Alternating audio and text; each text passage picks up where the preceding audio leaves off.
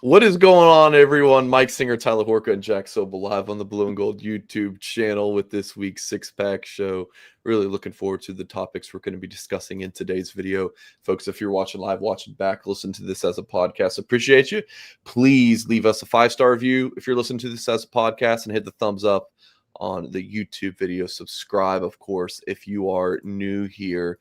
The show is brought to you by Academy Sports and Outdoors, which proudly honors our brave military and first responders for everything they do to protect our nation and serve local communities. Your unmatched dedication and countless sacrifice deserves recognition. So from October 19th through November 11th, Academy is giving them a salute with 10% off sports and outdoor purchases at local Academy stores and online at academy.com/discount exclusions apply. Boys, I trust that you're well, so we'll go ahead and dive into today's show with the first topic being USC rewatch. Tyler, when you got to look back at the tape, what stood out to you rewatching Notre Dame's win over the Trojans?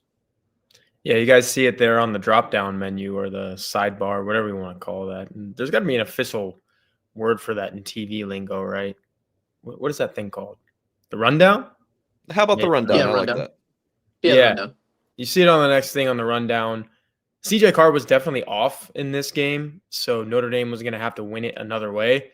But pretty quickly you figured out that Jeremiah Love was going to have pretty much everything that he wanted in the running game. Jadarian and Price, they looked great. They looked great because the offensive line looked great. Notre Dame's definitely going to miss Billy Schrauth. I think that's evident from rewatching this game. Sort of in the same way that Ashton Craig just shows up every single time you turn on a Notre Dame offensive highlight. Billy Schrauth was right there for most of the ones in this game. Not going to see either of those guys against Boston College. Obviously, you're not going to see Craig for the rest of the season. Not sure we're going to see Schrauth again. So the offensive line was awesome.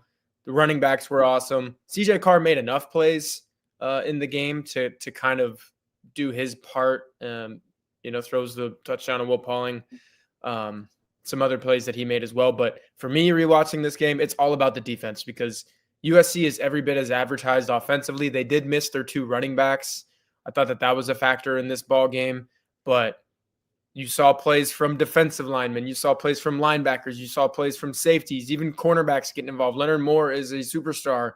So making Jaden Mayava look pedestrian when he's been one of the best quarterbacks in college football was huge, especially later on as the game went on, because early on he did look pretty dang good and it looked like USC was going to have its way. Didn't end up being the case, though, because Notre Dame made enough plays defensively, and I think we can pretty confidently say now that the Notre Dame defense, this is what it is. It's pretty good. It's not the team that you saw in those first 2.5 games of the season. You said trust that you are well. Well is a relative term, dealing with a myriad of technical difficulties right now. So hopefully you guys can all see and hear me fine. I can't see the rundown right now, so I'm just gonna wing it, and the time will be the time. But with the rewatch, I was really impressed with the defensive tackle, specifically Jason Onye and Jared Dawson. I thought this was the best game Onye played in a Notre Dame uniform, and it wasn't particularly close. On a lot of the plays that Schuler and the linebackers were making, they were freed up to make those because Onye and Dawson were constantly taking up multiple blockers. No one could climb to the second level because the double teams just weren't moving. Dawson in particular was excellent in this area. He was immovable in this game. Onye got a ton of penetration. He was a factor as a pass rusher, which we haven't seen before from him. This was the Jason Onye, and I think Eric wrote about this today, that Notre Dame thought they had preseason, and we hadn't seen it show up at all in the first 6 games. But this was the borderline dominant defensive tackle that Notre Dame has been looking for, and then offensively, just the sheer incompetence of the USC defensive front really stood out. The linebackers had a horrific game. The defensive ends were awful. They were just kind of content to get their shoulders turned and let Notre Dame either get the edge or much more often just run straight through the B or C gap. So they had a lot of help from the other side there. But I mean, like I said, very assignment sound football. Dame. Their gap schemes were hitting all the time. Some of the counter runs, I mean, just perfectly blocked run plays that Jeremiah Love and Jadarian Price are obviously excellent, but there were a couple plays, man, where you or I could have gained 10 yards.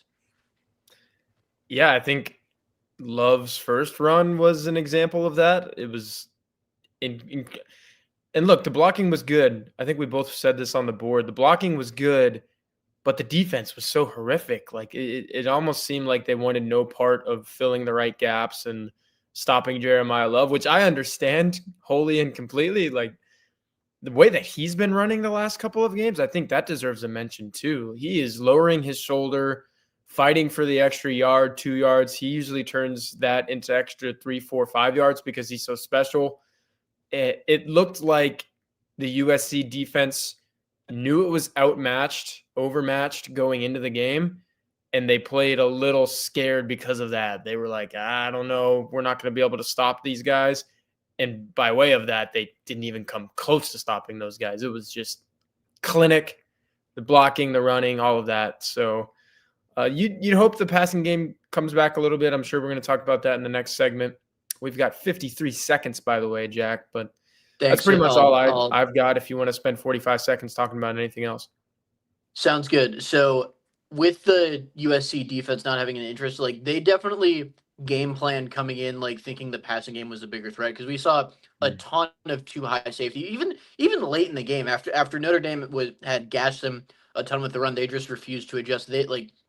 We really saw the pick your poison element of the Notre Dame offense in that, like, yeah, they game plan to stop CJ Carr, but that just leaves you so vulnerable. When you have a 6-man box, Notre Dame's gap schemes are gonna kill you, and that's a lot of what happened in that game. But again, can't say enough about the 3-level performance on defense, particularly against the run. Like every element working in tandem. That's what great run defense needs. You can't have great linebacker play without defensive tackles holding double teams. You can't have great secondary play without the pass rush getting home. All of that was on display against USC. Tyler, what'd you make of CJ Carr against the Trojans? Like I would imagine that both of you will say no, you're not concerned about Carr, but answer the question though. I guess I'm putting you on the spot. Yeah, it's over, man. This guy's not who we thought he was. He's going to be awful. No, he's fine. He was a little off. And it was raining, by the way. It was a primetime game against Notre Dame's rival. This is his introduction to Notre Dame versus USC. So there was a lot there.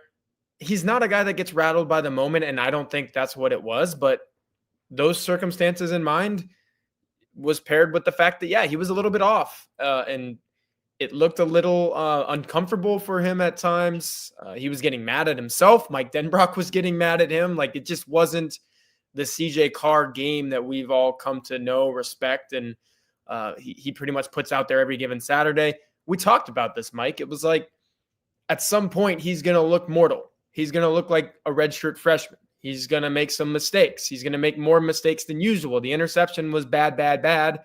Jack's got more to say on that than I do in terms of what he did specifically on that play. But I'll turn it back to the fact that he threw the touchdown to Pauling. He made some other throws. Jordan Faison, he knows that's his bread and butter. That's his guy. When in doubt, throw to number 6. He's probably going to be open on one of those little comebacks. And yeah, he hit him on that a few times. And Notre Dame needed that to at least have a little bit of a passing game. So I think that he goes back to being the guy that we saw in the first 6 games. And if you're Notre Dame, I think you're kind of happy and fine with the fact that you won in CJ Carr's worst start of the season. That's what this was. It was his worst start of the season. You beat your rival by 10 points. You get into your bye week. You get to move on. The accuracy issues and the poise issues, like the sack he took was also horrible. Like the Anthony Knapp did nothing wrong. He just really spun into the edge rusher when he could have easily escaped through the B gap that side. But with the interception, that is a bit of a concern. Like I don't expect it to be a long-term problem, but it will be if he doesn't fix it, because that's been an issue for him throughout the first few games. It's been like he takes a beat too long to throw it away, and sometimes it's a beat, sometimes it's a lot more than a beat, like we saw against USC in that interception. So he's just gotta have that part of him coached out. I think it's not like this as far as issues you'd love to deal with. Like this is pretty high on the list for a quarterback because it can be pretty easy to coach this out of him. You need to strike a balance between coaching this part out of him while not completely neutering his playmaking ability, and that's a balance that Mike Denbrock knows how to strike. So I'm not concerned from a long term perspective, but like he does need to fix that issue. Yeah, and I'm fine with that because, like, for me, worst case scenario, and I was a fan of both Kenny Minchey and CJ Carr going into this season. Worst case scenario for both of them was going to be, oh no, they ain't it. Notre Dame needs to turn to the other guy to maybe save the season. And it's so interesting and cool. And like, I don't know what word you want to use to look at it through the CJ Carr lens, but Notre Dame went 0-2 to start this season, which was the worst case scenario. Obviously, like you don't have a win yet in your first 2 games. And there was no discourse at all about the quarterback being the problem. Like, Jack, if I would have told you on August 20th, hey, Notre Dame's 0-2, you would have probably been thinking, okay, so Kenny Minchey is starting against Purdue, right? Or at least maybe they're going to try to trot both of them out there. That, like, no. And any discourse of the, even if he threw 4 picks a game, any discourse would be stupid regardless. Well, I don't know. I think he could have been bad enough in those 2 games. But the fact is, he was good enough. And he was like, oh, man, they're losing, but the quarterback is amazing. And then, yeah, sure enough, Purdue happens. Arkansas happens. 300-yard game there. So it gets back to what I was saying at the beginning of this segment. That's who he is. He's not the guy that played 4 quarters of his worst football against USC. No, you make good points, though. Like, he's not infallible either. And I'm fine with that. He's a redshirt freshman quarterback. He's only started 7 games in his career. I do think he will make the improvements in the areas that you say he needs to, and I agree. He needs to make improvements in those areas, but it could end up being more of an off-season thing. Like, those are some things where he's like, okay, I played a full season of football. Those are definitely the things I need to get better at. And then you see him in 2026. But you would hope it happens sometime in 2025. I like the fact that he went into this bye week playing his worst. And he is, if you know CJ Carr, he is spending every minute of this bye week saying, oh, I need to be better at that. I need to be better at that. And he's probably going to do it. Jack, you've got 38 seconds. The fact that he didn't spiral, I think he played better football in the second half, which was good to see. It wasn't like he was great. It wasn't like he won them the game, but he certainly did enough to the point where he didn't lose it. And obviously having a run game that was playing as well as it was helped, but the fact that he didn't spiral, that he kept his head in there, that he took tough coaching, all good signs for CJ Carr. Yeah, I love the kid through 7 games. I think it's gone about as well as you could have asked if you were a Notre Dame fan. Folks, please hit the thumbs up on this video. Subscribe to the Blue and Gold YouTube channel if you have not done so yet. Next topic, Freeman was on the Bussin' with the Boys podcast, Tyler, and a big talking point was Michigan and continuing that series. Tyler, what did Freeman have to say about the Irish and their dormant rivalry with the Wolverines? Yeah, Cliff Notes version is he would love Notre Dame to play Michigan a lot more regularly. Notre Dame fans and Michigan fans both well know that in the last decade or so, it's only been twice. There was a home and home in 2018-19. And for the next decade, they're only scheduled to play in 2023 and 2034. So it's a scarce matchup. Hand up, I didn't do my research because I have Michigan fans in my mentions all over social media saying Notre Dame ducked Michigan. Was that a thing when the ACC contract came up and Notre Dame said, okay, we're going to be playing these teams a lot. We're going to have 5 ACC games a year. We can't really pencil in a Michigan every single year when we still have Stanford and we still have Navy and we still have USC. I don't know all the particulars of that. That's why I'm putting my hand up. I'm not quite sure. But what I am sure of, Jack, is Notre Dame has a head coach right now. And I'm pretty sure a athletic director in Pete Bavacqua who doesn't shy away from literally anything, that maybe this does become a more regular thing, especially if you lose USC, which there's no resolution to that right now. And Stanford is up in the air as well, right? So you might be losing a couple of your staples there. Stanford is not much of one that you need, but like if you were to play Stanford with Michigan, holy heck, yeah, in a 12-team era, dude, it doesn't really matter if, like Michigan can beat you every single year type of thing. Stanford can't, but to Marcus Freeman's point, he grew up watching Notre Dame and Michigan play, and he was an Ohio State guy. I think that this would be great for college football. Could be great for both teams. Like that's a potential great victory for either one of those programs every single year. I would like to see it more regularly. I'm with Freeman. I mean, yeah, sure, but I think we're making way too big of a deal out of him saying that. Like, it'd be one thing if you said that like offhand, unprompted, but he was asked, "Do you want to play Michigan more?" And what's he supposed to say? Is he supposed to say no? Like, he could have had a hell of a quote and he was said, "I don't care about those guys. I don't care at all." That would have pissed him off. by Taylor Lewan of all people, and of course he said yes. Like what's he going to say? So like, yeah, would it be nice if Notre Dame played Michigan more? Sure. Would it be nice if Notre Dame played every powerhouse school, particularly the ones that are so-called regional rivalries? Yeah, absolutely. But like as we have discussed numerous times in the USC series, there are a number of roadblocks. Like frankly, Notre Dame should be focused on just keeping the matchups it has on its schedule.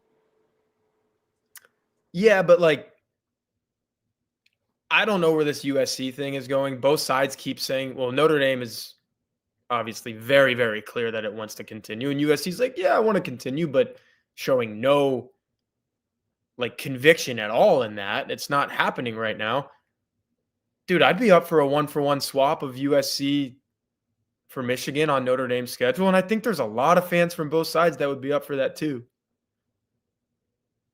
Like that's not going to be prompted by a question on bussing with the boys. Like I don't think that's the gist of this, Jack. Like I think we need to take the bussing with the boys part out of it and just talk about Notre Dame, Michigan, because that's what's kind of sparked this. And yeah, I think there's something there. I know from my Twitter mentions there's absolutely something there. Michigan played more, yes, but there's no indication that's going to happen. I think that what Freeman said, he could have said something like, he could have, oh, it would be great, but like we love all of our rivalries. I think he could have said yes, but also not really. I think he put a stamp on it. Quote, we have to get that back going, or we have to get that back going. Like that's the quote. So I see what you're saying, Jack. Like, yeah, what's he going to say? But I think he could have said yes, but given a little bit more of like a politically correct coach speak answer, if that makes sense. That's my take on it. If he did add that caveat in there, Jack, sorry, you have a little delay on the phone, so go ahead though. Oh, you're like, I was just gonna say, like, no one's gonna get mad at him for saying it's not like he gave a controversial answer. Right. Yeah. Yeah, he could have said like, yeah, I would love to play Michigan, but we play Navy, we play USC, we play Stanford, we have our ACC games. That would have made it seem more to me like, oh, he don't give a crap about playing Michigan. To Mike's point, it was like, we got to get that back going, man. Like, that would be sweet. Because, I mean, I've sat here in this very room. We're going to talk about bye week plans at the end. I'm obviously, and someone pointed it out, I'm not in South Bend. Where are you, Tyler? I won't say where I am. But I will say I've sat in this very room, and I remember watching, was it the first night game ever at Notre Dame Stadium? Correct me in the chat here. There was something about it being at night. It might have been the first night game at the Big House, actually, in like 2011 or 2012, somewhere in there. Maybe more like 2013, 14. I don't know. It was like a decade, 12 years ago. And I was enamored by bright lights, those helmets. Taylor Wan said it. That's a helmet game. That's a uniform game. It's like a college football nostalgia game. I agree with everything they said on that podcast. Yeah. All right, let's switch gears. Kenny Minchie is the topic. Jack, it's a bye week. I feel like we can look ahead and have some look. This is a topic that could trigger some people. So like if you're one of those people, just go ahead and you could turn off the show. We love you. Hit the thumbs up on your way out. this is a little bit of speculative nature, this discussion, right? If things continue on this season, like knock on wood, right, injury-wise and everything, if things continue on like we expect them to, you would assume that Kenny Minchie would hit the transfer portal, right? Like that would make a lot of sense. So I guess I could have put like the future of the quarterback position instead of just Kenny Minchie. But yeah, like should Notre Dame go to the portal if Kenny Minchie goes? What are your thoughts on this, Jack? The whole quarterback discussion behind CJ Carr. I think we should assume that as long as Carr doesn't suffer some catastrophic injury that keeps him out for several weeks to the entire 2026 season, that Kenny Minchie's probably going to be starting somewhere else next year, and he's deserved a shot to do that. And Carr's success is gonna be huge for him because teams are going to be like, whoa, CJ Carr's playing his butt off, and Kenny Minchie made this a real battle. Kenny Minchie must be pretty good. And I'm sure teams like the tape that he showed throughout his first couple games in development time or whatever we agreed to call it. But as far as the future, it really depends on, if you're Notre Dame, what you think about Blake Hebert, because as with QB2, you're gonna have you're probably not gonna have Minchie.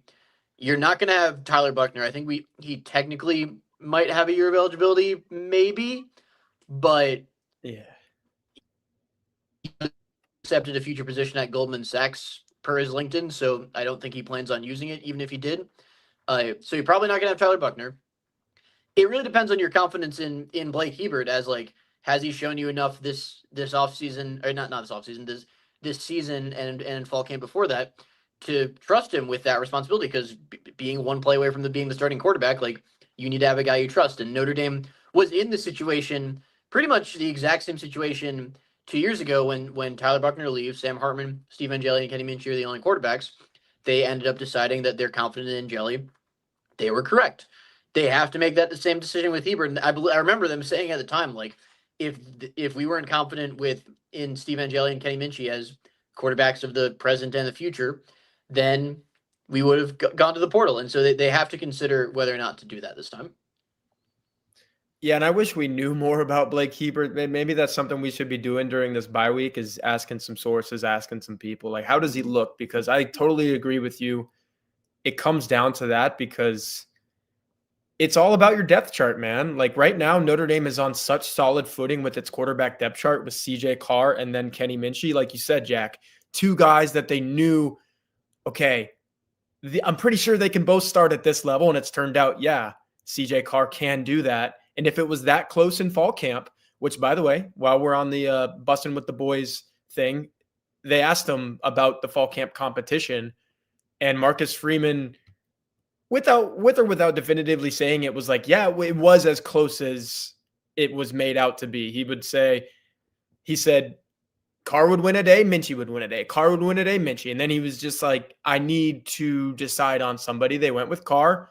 Sucks for Minchie, man, because as we have come to know, he was that close. He could be doing a lot of these same things as CJ Carr. They're not the same quarterback, but I think he could have a lot of the same success. So on that point, yeah, he's out. Like, he's got to go play. And there's a very vocal minority of people that are like, oh, man, that's turning your back on Notre Dame. Why wouldn't you stay a full 4 years? That he could be the guy at some point in this era? No. And someone used Steve Angeli as an example of it doesn't always work out. Sorry, he blew up his Achilles. That is unforeseen, and he was balling out at Syracuse. He was doing the most for himself. That was awesome before the injury. The injury sucks. So, yeah, Kenny Minchie, go get yours, man, because you will. You're good enough to. And then with Blake Hebert, like, I wish we knew. If Notre Dame knew, like, yeah, he's a solid number 2. He could be a guy in a pinch. Then you wouldn't go get anyone else in the portal cycle. But, Jack, I just think that there's enough unknowns with Blake Hebert that Notre Dame will be eyeing the transfer portal market this offseason a lot more closely than it did a year ago, because they knew at that point that it was either going to be Angeli, Minchie, or Carr, right? And they were really solid. And if one of them left, which happened, they're still really solid with the top two. You don't know if you're as solid with your top two right now. I think maybe you are. I've said that in Hey Horka before, but you definitely have to go look at the portal and say, like, yeah, we could bolster our squad here by getting this guy. If they do go to the portal, their best bet is the Trinidad Chambliss route, which is the D2 or FCS who hasn't like washed out of a power conference school. And those are the guys who you're gonna find in the portal. It's really hard to find in the portal someone who is both qualified to be your backup quarterback and willing to be your backup quarterback, because everyone wants to start. It was someone on the Mizzou, it might have been Dave Matter, who told me at one point, like, backup quarterbacks don't get senior days. Like, everyone wants to start. Everyone wants to go somewhere they can start. The best place to do that for someone who just wants a shot at this level would be the FCS or D2 route. That'd be interesting, because I feel like Notre Dame never shops down that aisle, to use someone else's terminology. But I like it. Like, get the kid who's like, yeah, I'll be the number two. That's fine. I'll work my ass off and be the number two, with a possibility of being one snap away from being the one. But he needs to be that good to be that replacement type. And there's guys out there for sure. You're right, Jack. Especially for a school like Notre Dame, right? There's got to be some Catholic school kid, right, who like grew up loving Notre Dame, would have given an arm to go there. A Rudy part two kind of thing. And it's like, I think Max Hurlman, right? He was at Colgate, or he was at some Ivy League, and then he comes to Notre Dame for a season. There's got to be that at the FCS or D2 level, a quarterback, especially like more D2, because even if you're FCS starting quarterback, it's like, I've got a shot, to play at the next levels. So I think it might be more of like a Stony Brook, or, like some real Stony Brook might actually be of an FCS, but, like a D2 school, Jack, you're on like a 6-second delay. We are not hearing anything. It's gotten worse, but it was okay. Let me go. Yeah. Right now, I got some things to sort out once we get off this. We better now. It's like the first 3 seconds we don't hear of what you say, and then it cuts in. It's here's what you need to do for the last 2 segments, Jack. Every time say blah blah blah blah blah, and then starts your So right, that's what you got to do. Sounds good. Yeah, it's so much fun. I love my Wi-Fi being out, and the first thing I did was turn it off and turn it back on, which usually works, but not this time. So real quick, Tyler. So Freeman said on the Bus with the Boys pretty much everything we've reported about how close it was, and I still feel like to today we get comments on the board. Oh, the media was wrong. The media blew up Minchie thing. Blue and gold was wrong. I'm like, no, we were not. Like, the Minchie thing was so freaking real, and Freeman going on Bussin' with the Boys, where I feel like he's more relaxed and doesn't have his coach speak guard up. That makes me feel like vindication, by the way. So I felt vindicated as soon as he had his first press conference after CJ Carr was named. And in one of my Hey Horka pieces, I said, look, this is feeling like he's going to have to make a gut decision. Who's going to be the guy that can go out there on Saturdays and just be that baller? And then he literally used the term gut decision. I was like, can you guys not see that blue and gold, like everything Eric Hansen reported was accurate? My column was accurate. Like, Jack was accurate. Mike was accurate. We were all accurate. Yeah. Mark with Glasses says, I don't want to think about college football without Drew Pine and Tyler Buckner. I think they're actually going to make a rule that those guys can play into their 40s and 50s. Because did college football exist before those two guys? They call it the Diego Pavia Specifically rule. Those two guys, yeah. Yeah, I think just those two have been in college football longer than anyone else. Okay, let's get into Hoops preview. So this is obviously a Notre Dame football show, but I don't know if there are more than like a dozen Notre Dame basketball fans who don't follow football. So Tyler, I want you to talk to Notre Dame football fans who maybe follow basketball a little bit. Tell us about the women's basketball team, and then Jack, tell us about the men's team. Yeah, I feel like these segments are always synopsis oriented or slanted, so I like that. Here's the deal with the women's team this year, and Jack knows it well because a lot of people are talking about it in South Bend. The way that we're going into this thing, they're going into this thing completely different than last year. I mean, last year you had two of the top 5 players in college basketball, women's college basketball, Hannah Hidalgo, Olivia Miles. You still have one of those in Hannah Hidalgo. With Juju Watkins out for USC, she's rehabbing an ACL injury all year. It sucks because she's in that top 5 as well, probably number 1 now that Paige Beckers has moved on. Hannah Hidalgo is it to me. Like it might be Hannah Hidalgo and Olivia Miles at the top, especially the guards. Olivia Miles has moved on to TCU along with pretty much last year's entire team. You had 3 players go into the WNBA draft. Sonia Citro and Maddie Westbeld, staples forever. Liatu King came in for 1 year. She was awesome in her 1 year at Notre Dame, made Notre Dame really good last year. Liza Carlin has moved on. I don't think she's in the WNBA, but she was really good. You had 4 players leave via the portal, Olivia Miles being one of those. A couple of younger staples that you thought were going to come up and be at Notre Dame for 2-3 more years. Emma Risch, Kate Koval, they're gone. Niele Ivey had to completely reconstruct this team, and she did it via the transfer portal. Mike, I know you love my women's basketball ranting, but the time is stopped at 4:59.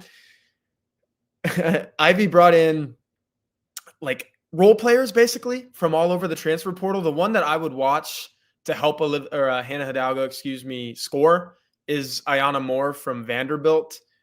She has a career high of 37 points. She's averaged 13 points in her career. Again, she played at Vandy, so she's playing some really good teams in the SEC. She can score. She's going to have to score to help Hannah Hidalgo. But Niele Ivey said it herself, and I'll leave you guys with this. This is going to have to be a defensive identity type of team. They're going to have to shut you down, win games in the 60s. They might win some games in the 50s, and Hannah Hidalgo is going to have 30 or 35 of those. Like, that's the type of team that Niele Ivey's working with. If it can all come together, tournament team. I think Sweet 16 for the 5th year in a row would be like a ceiling, though. I do not put it this way. If Niele Ivey crashed out in the Sweet 16 the last 4 seasons with the amount of talent that she's had in her tenure, getting past that with this team would be the best coaching job of her career. I just don't see it happening. So make the tournament, go from there. You have an awesome 2026 recruiting class coming in. This needs to be like a vibes year. Do better than you're expected to do and go from there. All right, testing 1, 2, 3. Tyler, point on the screen when you can hear me. Good. I think because we don't really know what we're going to get with them. Yes, no? Yeah. Okay. We as reporters, I saw them against Butler on Friday, and you could get some information about some individual players, but as far as the team, like, they played so many lineups that we're just not going to see together during the regular season that it's tough to get a read on what the team is going to look like. But a couple individual player notes. Jalen Harrelson is really good, man. He looked rock solid in a lot of areas. He's the kind of player they can just kind of plug and play in a number of different roles. Like, he can play point guard for them. He can put the ball on the floor and get a bucket. He can run the offense in transition, which I actually think it might be the biggest thing he brings to this table, because they've been looking to get out and run more often and more effectively for a while now. He's 6'7" with 6'10" arms, which is going to help on defense and on the glass.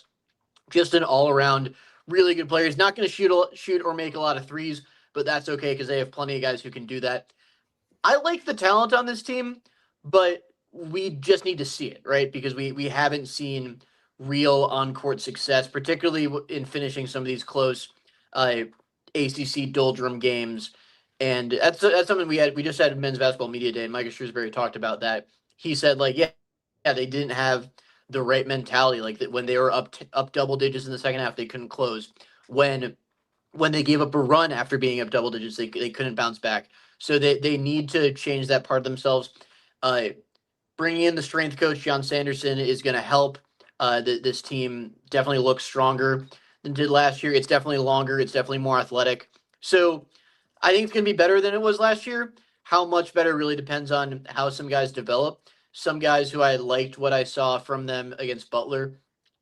Cole Serta actually started over Braden Shrewsbury, which I'm not sure if that's just kind of trying something during a preseason game or if that's their plan. But if Serta has made that jump, I like that, because I've always seen Braden Shrewsbury as the kind of guy where, like, if he's your sixth man, you have a really good team. Serta made 4 threes in the game. I think he went 4 of 7. He looked really good.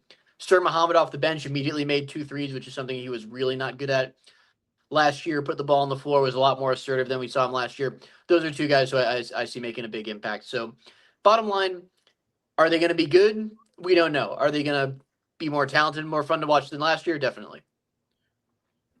All right, my internet went out, which is crazy. Or no, well, my entire power went out. I'm done talking. What are we waiting on? Can you hear me? Yeah, we can hear you. Oh, Wait, can Jack not hear you? Can't hear Mike. Jack can't hear Mike. I can hear Mike. all right. It sounds like, all right, guys, I avoided it earlier. I said I was not going to make this about something. What it sounds like is if you need good internet and you need to be reliable on this show, you need to be in Texas. All right, you can relay this to Jack then. But my power went out. So this is a power went out, disaster of a Jack. show, and it's all His power went out, and what now? that Keep going, Mike. monster, man. just tell Jack to not talk. Say Jack, just stop talking. We will Jack, tell him we will address him when he be silent right now. We'll address you when Mike wants you to speak, but I don't know why he's laughing Jack. so much because nothing is funny. Okay, all right. This is hysterical. Okay. Well, all right, so we got through the hoops thing. The biggest news of the week was Billy Schrouth, and it's not even a topic today. So bye week plans was the last discussion, and I think it was originally intended on a personal note. So let's talk about it from a bye week plan standpoint for Notre Dame, and then maybe personal. So bye week plans, it's got to be a lot about obviously recruiting, but we're not going to talk about that. But getting Notre Dame healthy. So Tyler, like, where can Notre Dame get healthy? And tell us about Billy Schrouth and expecting Sullivan Absher to be his replacement. Yeah, so the Billy Schrouth thing, I thought it was interesting that Notre Dame came out the next day after it was reported by CBS Sports and then us confirming that Schrouth is out a couple of weeks, probably 3, 4, maybe up to a month. Notre Dame came out and said, yeah, he's out for the Boston College game the next morning. So we know that. Will he play against Navy? I believe it is on November 8th. Maybe we'll see. That would be at like the later end of that 3-week timeline, obviously. But Sullivan Absher feels like the guy. He's been Notre Dame's 6th guy in a lot of different ways and areas this year. So he'll get his first chance to start against Boston College, most likely. Boston College is terrible at football. I don't foresee the offensive line being an issue in that game. But you're right, Mike. Like Billy Schrouth, we said at the beginning of the show, needs to get healthy because he's one of Notre Dame's best offensive linemen and just a better football team when he's in there. A couple other guys need to get healthy during this bye week. Jaden Greathouse, Devontae Smith. That's a hamstring and a calf injury, respectively. A couple guys dealing with concussion, I think. Will Black maybe is one of those. It's just a get-right week for all of these guys. I mentioned it earlier. You would love CJ Carr to get right as well and like study what went wrong and then come out and eviscerate Boston College type of thing. So that's kind of where I'm at with the bye week. The one other guy, I think you'd love to get Cooper Flanagan, his legs under him a little bit. Yeah. Because I'm coming off that Achilles, but get his legs under him, get him some real practice time, get him set for a bigger role against Boston College and beyond.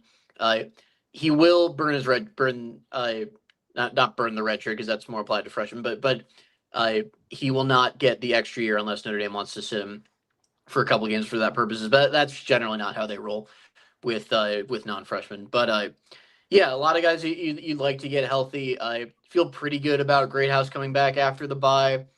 Schrouth is not someone you're probably going to need to beat the rest of the teams on your regular season schedule. You will definitely need him for the playoff though if you get there, which is why they should rest him as long as they can, because you don't want another Jeremiah Love situation on your hands where he's leaving every other game.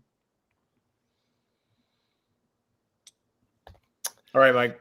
What are you doing during the bye week? Cheer yourself up right now. Anything fun? So this weekend, Jack is going to fix his internet. I am going to have many beers, and Tyler, are you doing the same?